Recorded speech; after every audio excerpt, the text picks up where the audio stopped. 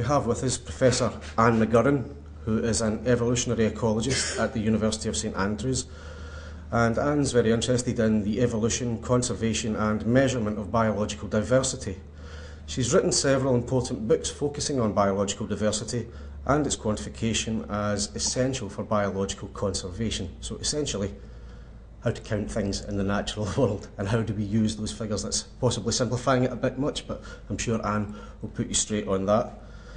Anne's work is focused particularly on freshwater fish assemblages, and she has a number of ongoing projects in Latin America, Southeast Asia, South Africa and closer to home here in Scotland as well. And as well as an impressive array of qualifications, Anne's an honorary life member of the Fisheries Society of the British Isles, a member of the British Ecological Society and a member and former Honourable Secretary of the Association for the Study of Animal Behaviour. I'm a professor at University of St Andrews, and I've been interested for a long time now in biological diversity in different forms, and I'm very lucky to be able to work in lots of interesting parts of the world. So I'll tell you a little bit today about biological diversity, and I'll tell you a little bit about the sort of things we do in our research career, and I'll give some background which I hope might be useful to you, not just today, but in your general work and thinking about biology and biological diversity. I should start by saying thank you to the Royal Society of Edinburgh, who've helped fund some of the work that I've done in the past, and it's nice to be here and to be able to acknowledge that. So my question really is a bit different from ones you're talking about today, and that is, why should we be interested in biological diversity? And I'm going to try and make the case that it is indeed something that we all should be very interested in. Now, the study of biological diversity, you might think it's something that's very recent, but in fact, it's rooted right in the base, in the bedrock of biology. And if you were to go back and read The Origin of Species by Charles Darwin, you would see that alongside his insights into speciation and the evolution of life on Earth, he made some very pertinent comments about biological diversity, because he was, after all, trying to explain why we have so many different species on the planet. And so Darwin's ideas are shaping, in many ways, how we're approaching the study of biological diversity today. And one of the comments that he made in The Origin of Species related to what is probably the very earliest ecological experiment. And this was conducted right back in the early 1800s by a man called George Sinclair, and he was the gardener at Woburn Abbey. And this was the time, you've got to remember, when the Victorian and earlier scientists were becoming very inventive and experimental. And they were applying their method to the natural world and the agricultural world, as well as to engineering and bridge building and so on. And what the Duke of Bedford's gardener did was to plant up different plots of grasses and have different combinations of species in these plots, and then see how much hay they produced. And what he found was that if you planted up plots with a number of different species together, you actually got more productivity, you had more hay. And so this very early ecological experiment is actually mentioned in The Origin of Species by Darwin. And that actually sets the scene for why we might be interested in biological diversity today. And there are essentially three reasons for considering it interesting. These are the ethical, aesthetic, and utilitarian arguments. Now, I touched on the utilitarian argument a moment ago, and I'll come back to that in a moment. But just to mention the others, the ethical reason argues that other life forms on Earth have got a right to exist as much as we do. And it's a very similar sort of argument, set of arguments as are applied to animal welfare issues. We might argue that it's wrong on ethical grounds to be cruel to animals or to cause pain or distress to animals. We might equally argue on ethical grounds that it's wrong for us to exterminate species who have, we might argue, the same right as us to exist on this planet. So that's the ethical argument. The aesthetic one is simply that nature is very beautiful, and many of us, when we want to do recreational things, will go for a walk in the forest in the highlands of Scotland. We might go to exotic tropical landscape, And in doing so, we're often getting real spiritual and aesthetic benefits from just being in wild nature. Even things as simple as going out in the morning and hearing the blackbirds and thrushes and robins singing, and the sense that they're the harbingers of spring. This is the sort of feeling, the nice feeling we get associated with biological diversity. And that's essentially the aesthetic argument. The utilitarian one, what biodiversity does for us, is the one that gets most of the debate. And this is generally discussed in the context of what are called ecosystem services. And essentially these are goods and processes by which the environment supports human well-being. And there's a large body of study in this area. And these ecosystem services include a number of different features. They include nutrient cycling, they include carbon sequestration, they produce timber, food, crops, fish in the sea, and so on. All the recreational benefits are sometimes listed as utilitarian benefit. So there are lots of different things that biological diversity does for us. And one of the reasons for conserving biological diversity is simply to ensure that these ecosystem services are maintained. A second set of arguments goes with the fact that biological diversity doesn't just generate services that we can benefit from, it promotes constancy and stability in the ecosystem around us. And this is an old cartoon which I took out of a book called Ecology for Beginners, but it sort of encapsulates the argument quite nicely. So the argument is that we need lots of species to promote stability in the ecosystem. It's very unwise to eradicate species because we don't know what the consequences are for ecosystem stability if we do so. There might be a collapse of systems if we eradicate species. And there's a large area of research which deals with these issues. And I'm going to give you one example from my own research of the types of things that are involved here.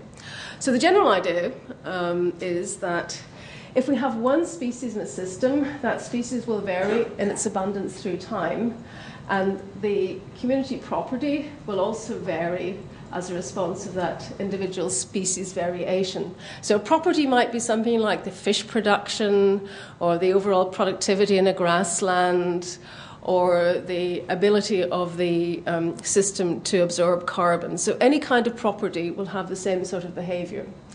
Now, if we have 3 species, then they all do their own thing, but they average out. So you can see there's a much flatter relationship here. And if we have 5 species, then there's even more averaging out, and there's a nice flat delivery, or relative flat delivery of this ecosystem service. So I'll give you one example where that actually happens. And this is part of some work I do in collaboration with my colleague Peter Henderson. Now, Peter is somebody who was very innovative and ahead of his time in realizing that it's good to take records of species and biodiversity through time. He runs a consultancy company down near Southampton, and he used to work for the Electricity Generating Board before it was nationalised as a biologist. And what they did was to monitor the impact of power stations on the natural world. So what Pete has done since he's run his own company is to continue this survey work. And here we're using a rather unusual device as a method of sampling the natural world, and that's a nuclear power station. So nuclear power stations are in the news at the moment in a big way in Japan, and they have very serious implications there at the moment. But here, this is a slightly different use of a nuclear power station, and that's to sample fish communities. So in a nuclear power station, you have an intake of water from the sea, usually. And obviously, you don't want to get fish in a nuclear power station. So there's a grid that stops them going in. And so Pete and his colleagues have gone there every month for 30 years and recorded the number of fish that are trapped on this grid into the nuclear power station. So, as I said, it's something that was done before biological diversity had anything like its current interest, and before it was recognised as something that was very important. But these data are very, very useful in helping us understand how the natural world functions. So, three decades. He's collected over 80 species and over 100,000 individuals, and these are some of the species involved. Now, if we look at the changes in the abundances of these species through time, we get this pattern, and you can see it's a mess. It's like knitting wool that's been all tangled up. So every line is a different species. These are the ones that are present consistently in the assemblage. And it's a very noisy data set. However, all the abundances cancel out, and so if we look at the total biomass of the whole system, very stable through time. So diversity ensures the delivery of consistent function through time.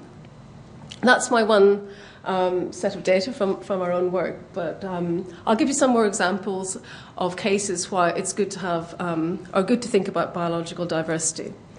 In Scotland, we're very interested in fishing, particularly in the North Sea, and we tend to focus the fishing on one or two species, such as haddock or cod. But haddock and cod don't just live in isolation, they live as part of a whole community of fish. And to be able to understand the fish dynamics and develop appropriate fishing policies, we have to think about the whole community and not just a single species. So that's a problem related to biological diversity. Another issue where knowing about biological diversity is important is when we're dealing with GM crops. Now, the debate on GM crops has moved on significantly in the past few years, and now there's not a very great deal of concern about its impact on human health. But there is a lot of concern about the impact of GM crops on biological diversity, because typically what the farmers who plant these crops want to do is to have crops which are very resistant to insect pests. But if we kill off the insect pests, either directly through pesticides or by removing their food supply, then we take a layer out of the food chain, and so the birds and the mammals and all the other creatures that feed on these insects are impacted as well. So GM crops and biodiversity are very tightly connected, and the issues have not really been properly resolved yet. And my final reason for being interested in biological diversity is the big issue of climate change. And it's well known that large areas of forest, such as the Amazon, are very important in stabilising the climate and indeed in sequestering carbon.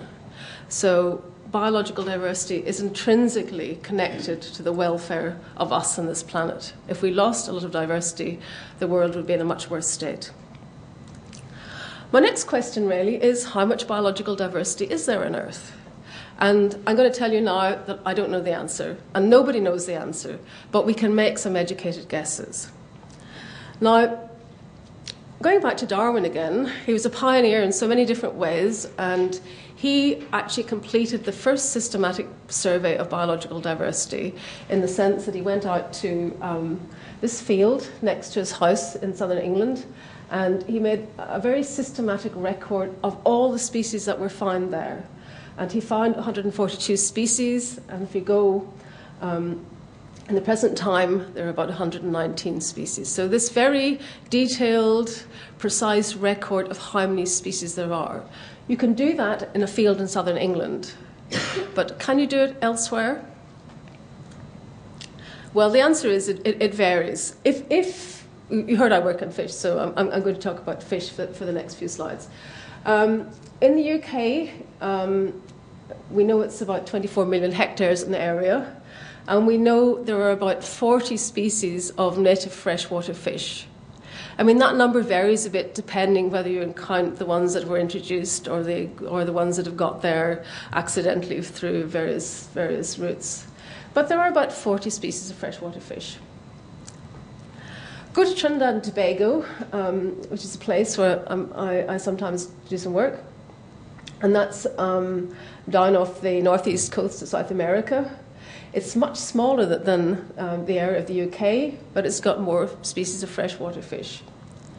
And then if we go over to the Amazon in Brazil, we see another picture again. So this is a place called Magurran Reserve, and it's over 1 million hectares, so it's well over twice the size of Trinidad and Tobago, and it's got over 300 species of fish. How many more than 300? We don't know, and I'll talk a little bit more about that in a moment.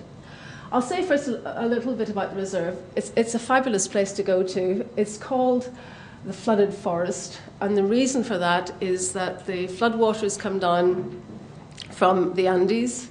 About this time of year, in fact, it's just starting to happen, and the water level in the forest rises by 12 meters. So that's way, way more than the height of this room, and literally the whole area gets inundated by water, and so the fish in the high water season swim amongst the branches of the trees, and they lay their eggs and raise their young there. So it's a very interesting and biologically diverse system. It's just about here, and it's about 500 kilometres upstream from Manaus. So if you're going to go there, there are no roads. You have to fly in or take a boat up the river. And the reserve itself was established about 20 years ago by a Brazilian scientist. And I'm very fortunate because the current director is somebody who worked with me in St Andrews. He came to St Andrews to do his PhD. And so he's a Brazilian. He's now in charge of this whole reserve. And they're doing a really nice project in terms of sustainable development. They conserve the biological diversity on the one hand, but they work with the local people and encourage them to exploit the environment in a very sustainable way. For example, one of the things that they do is to run a very nice ecotourism site, and you can go and stay in these floating reserves, in these floating houses, and investigate all the wildlife. They have sustainable hunting of caiman and fish, and by doing so, they're able to conserve all these very nice species. This is a wakari monkey, which is the flagship species in the reserve, and you'll notice it's red-faced. Locally, it's called the English monkey, because the Brazilians have got this idea that Englishmen like to go there, and they drink a lot of gin, and they go out in the midday sun, and they become very red in the face. So this is what the Brazilians call the English monkey. So, as I've said, this reserve covers a large area of Amazonia, and you can begin to get a feeling for the fact that the challenges of inventorying its diversity, of making a list of the species that are found there, is actually quite a big challenge. Now, this work actually began at the same time as Darwin was writing The Origin of Species, and one of Darwin's contemporaries was a man called Henry Walter Bates. And he spent some years on the Amazon at a town that was called Iga. And the town of Iga is now called Tefe. And Tefe is the headquarters of the Magurran Reserve. So we're talking about the same place at the Amazon. And he made some very pertinent observations about the biodiversity. And he noted, for example, rather like I was saying with the fish, he could find 700 species of butterflies within an hour's walk of where he was staying. In the British Isles, there are 66 species of butterflies. In Europe, there are only 390. So there is a lot of diversity. It's a big challenge to know what's out there. And the book that he wrote is, in fact, still the best record we have of how much insect diversity there is in this reserve. There are significant challenges in getting to places, identifying the species, having records of what's there. And Bates's work back in 1863 is still the best we have. This is the list of biological diversity in the reserve, and it will show you how variable the information is. We know very exactly that there are 520 species of trees and 330 species of birds.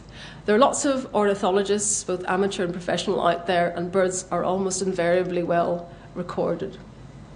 Trees are easy to record too because they don't move around. Terrestrial mammals, those would be things like jaguars and so on. There's 69 of those. But bats, nobody knows. Amphibians and reptiles, nobody knows. The figure for insects is Bates's figure. Other invertebrates, nobody knows. Microbes, haven't the faintest idea. So even with this reserve, which is very well conserved, very nicely looked after, a flagship example of conservation, there's still very limited knowledge about how much is out there.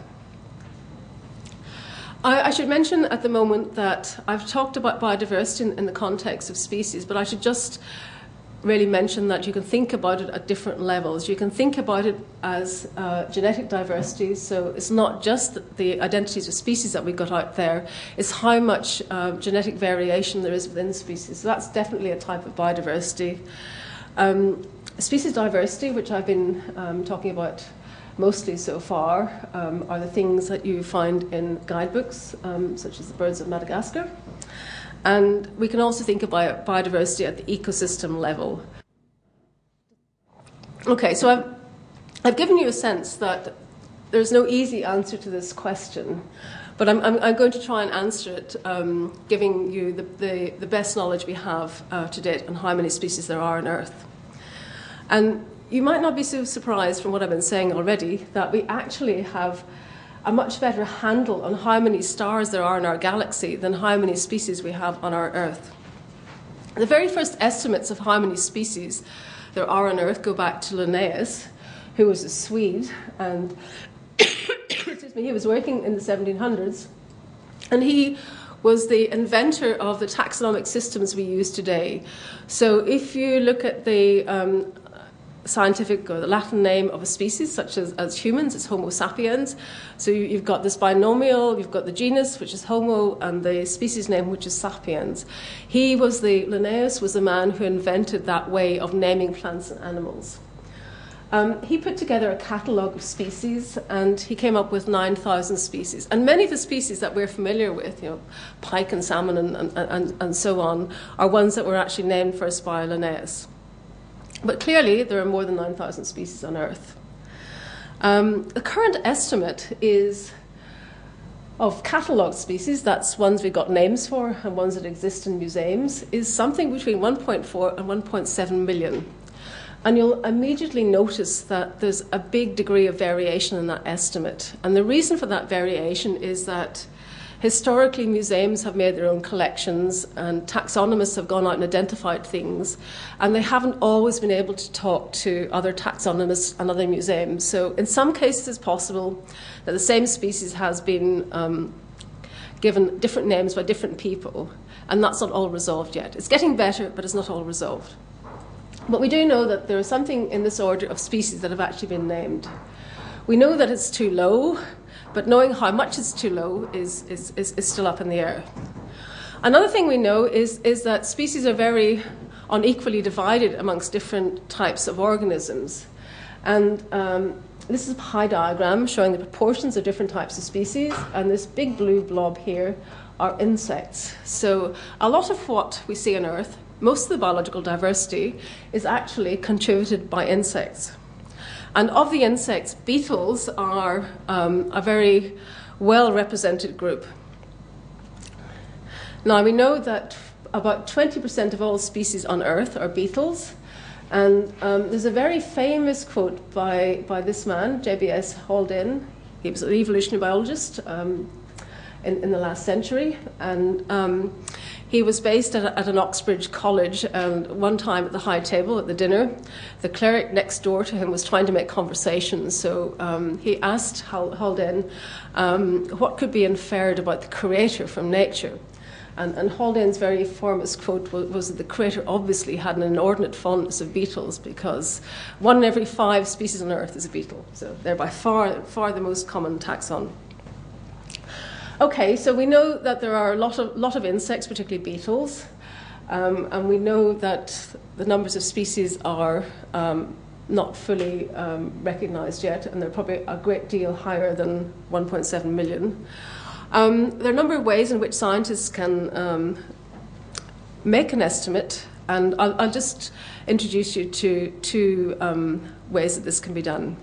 One is to go to an unstudied area, for example in Sulawesi, and do a very complete count of what is there.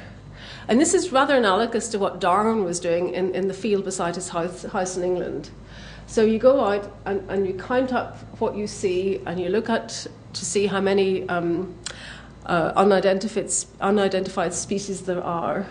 And then you just do some calculations. So you work out the area that you've surveyed and the numbers of new species you've found, and then multiply that up by areas that haven't been properly studied so far. And if you do that, you come up with a figure of about 3 to 5 million species, and these would be species of insects. So that's one approach for doing it. A second approach is to look at the theory of how food webs are structured. And we can work out that there's so many insects feeding on every plant.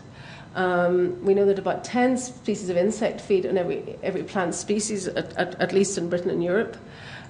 We know how many species of plants there are in the world, more or less, and we just multiply it up, and we get about 3 million species of insects.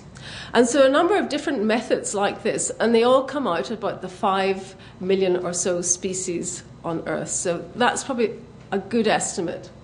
It doesn't begin to consider microbes or the things that are really hard to identify. And it doesn't really deal with the complications of measuring genetic diversity. But as a ballpark estimate, I would say 5 million species on Earth is not a bad number. One of the reasons we're here is that biological diversity is being lost at rates that far outstrip anything that has ever been seen on the history of this planet. And I'm not going to really talk about this very much because I'm sure you know a lot about it already, but I just really want to mention this to have a counterpoint against the things I've been talking about biological diversity and its function so far. And there are 3 reasons why biological diversity is being lost. Habitat loss is a major reason.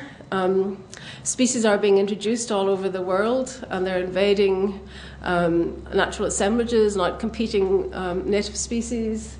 And overexploitation is the 3rd reason that's given for loss of species. I mean, if you look at fisheries, for example, most of the fisheries in the world are overexploited. Most of them have collapsed, and many of the remainder will collapse very shortly. So there are a number of reasons why biological diversity is being lost. If we think about tropical rainforests, and I've talked a little bit about the Amazonian forest, we know that we've only got about half of what there used to be. And we also know that we're losing it at the rate of about 1% of the area per annum, which might not sound like a great deal to you, but if you think 100 years down the road, there's not going to be a lot left unless we do something about it. You might say, well, how do we know how many species are being lost if we don't know how many there are? And the answer is, of course, we don't know exactly, but we can have a good insight into that by looking at taxa that we know rather well. So, as I mentioned, things like birds are very well studied. Mammals are another group that are very well studied generally. And the International Union for Conservation have put together these things called the Red List, Red Data Books. I'm sure you know about them. And in these, they categorize species according to how much at risk they are. So if you look at these, you'll see that species fall into different categories. They might be classified as vulnerable, or they might be classified as threatened, or they might be classified as almost extinct or extinct in the wild. The idea is that there's a series of increasing risk, categories of increasing risk. And what the scientists can do is to look at the way the species move from one category to another through time. So over a period of 10 years or so, you can see if species are becoming more at risk than they used to be. And if you do calculations based on that type of analysis, you will come up with a figure which suggests that 50% of birds and mammals will be extinct in the next 200 to 300 years. And this is a trivial timescale in relation to life on Earth. Most species naturally are around for many million years before they go extinct. here we're accelerating extinction rates way, way beyond anything that has been seen in the fossil record. It's also worthwhile thinking that the rate at which we're losing biological diversity way exceeds the rate at which it's being generated. Of course, Darwin was talking about natural selection and evolution of new species, and we can date the rate at which new species evolve. And 1 million to 2 million years would be a typical figure. Sometimes it can be more than that. It's often more than that. Occasionally it can be less than that. But 1 to 2 million years would be a good ballpark estimate. Extinction rates are much higher, and using the sort of calculations that I just mentioned in the last slide suggests that we may be experiencing extinction rates that are as great as 1 species per hour. And most of those will be beetles and insects and things that you might not think are very important. But on the other hand, the biological diversity of the Earth as a whole is an integrated unit, and it's an interesting and quite difficult to answer question about what will happen if we start pulling out different parts of the system. Will the whole system collapse? Will it reduce the quality of life? So I'm going to finish now by saying that astronomers are currently looking for planets elsewhere in the galaxy, and we know at the moment that there are about 500 planets that are out there. There are probably a lot more. But of those 500 planets, none have been found that are any way similar to Earth. There's no evidence yet that any of these planets are habitable or that they occur within a habitable region around stars. So I would like to suggest that our planet probably is irreplaceable. And I think that one of the great challenges that faces our age is how we can somehow get our act together and conserve the biological diversity of this irreplaceable planet. Because as far as I know, there's nothing like it in the universe. And even if there is, it's far, far too away for us ever to have any chance of getting there. So I'm going to finish there and say thank you very much for listening. You were saying as many as a species an hour could be going extinct. Is this a figure we're likely to see accelerating with time? It's hard to know. I think, yes, since people have started doing these calculations, I think it has accelerated in the sort of 10 or 20 years over which people have been doing it. A lot relates to the rate at which we're destroying habitat. And I think over the past few years, the rate of habitat loss in places like the Amazon has slowed down a bit. And the other week, they actually cancelled a big dam project. And that will help as well. So I wouldn't want you to think it's all gloomy, but I do think there is an issue, and I think it's something that we've still got time to do something about. So hopefully it will slow down. What would you suggest be done about the preservation of biodiversity? What measures do you think should be taken? I think the best thing is actually to conserve habitat. There are two ways you can conserve it. You can conserve species, so you can say, let's save the panda or the tiger.